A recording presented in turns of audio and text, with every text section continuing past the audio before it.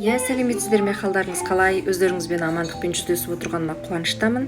Енді бүгін таңертең орнымнан тұрған кезде бір кішкентай бір өнжаңды көріп қалдым.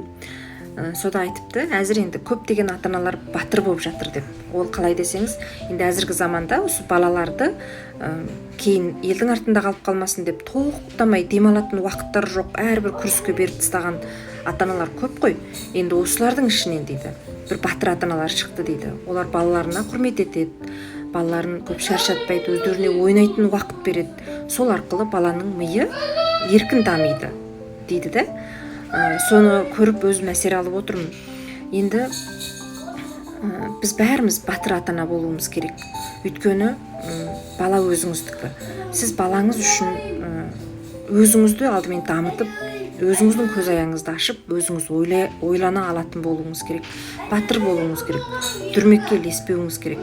Мәселен, мен енді өз жағдайымнан алып айтсам, мен осы 4 жылдың алдында біз Қазақстанға барған кезде мен ойладым. Бізде көптеген мүмкіншілік бар екен. Біз шетелге де шыға алады екенбіз. Біз неге соны сынап көрмейміз? Деніміз сау, басымыз аман.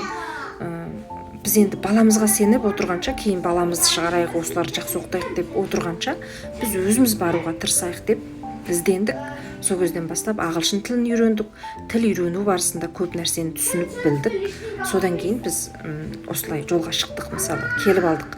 Енді көп кісілер менен сұрайды, қалай бардыңдар, қайтып бардыңдар деп. Енді ол кісілерге мен айтқым келетіні, мысалы, кезінде біз келгіміз келетін кезде де бірер кісілерден сұрадық, бірақ ол кісілердің бәрі тек қана өз тәжірибесі бар.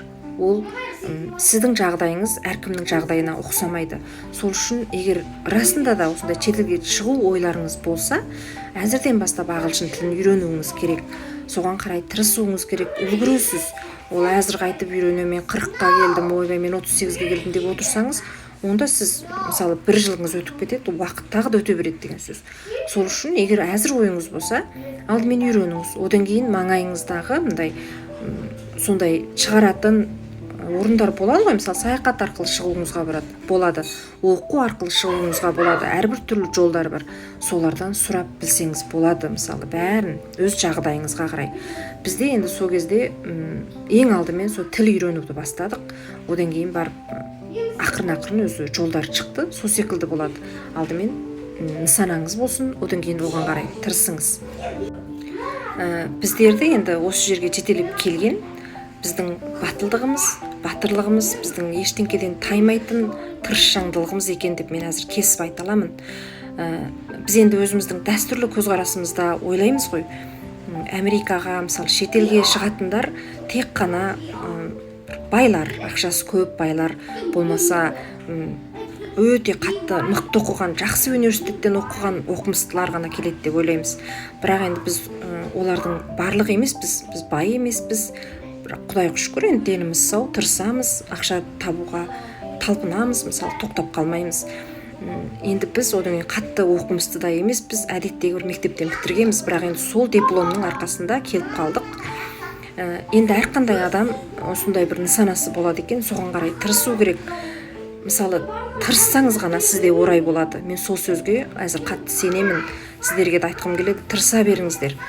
Орай деген алдыда өзі-ақ ашылады. Егер сіз тырыссаңыз, ойлап қойып жатсаңыз, онда ештеңке де болмайды, сол беті жата бересіз деген секілді. Енді біз сол батырлық болды. Енді біз кезінде Джунгода, Үрімжіде бір сондай тұрақты әп-әдемі өміріміз бар, биік ғимаратта әдемі үлкен үйіміз бар, машинамыз бар, жұмысымыз бар, тұрақты саудамыз бар, апамыз бар, балаларымызға қарасып беретін, туыс-туғанымыз жанымызда, қиналсақ айтатын, бізге көмектесе салатын. Біз сондай бір рахат районда отыра беруге мысалы шыдамадық. Бізде бір жігер болды, күш болды. Одан кейін Қазақстанға бардық. Ол жерге барғаннан кейін де мысалы өз елімізге келдік деп ойлаймыз ғой, сол жерде жүрміз деп. Бірақ оған да қанағат қылмадық. Біз ары қарай тырысатын, әлі де жігеріміз жеткілікті екен, бізде күш бар екен деп, содан ары қарай тырысуға талпындық. Сонымен осылай келіп қалдық.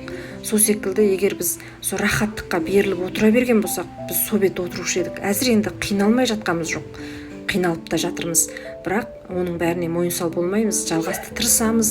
Сөзсіз келешекте біздің келешегіміз өте нұрлы болатынына сенімдіміз. Сол үшін енді бүгінгі ойларымды үстіп бөлісіп отырмын қысқаша. Тағы да кейін айта жатамын. Рахмет сіздерге.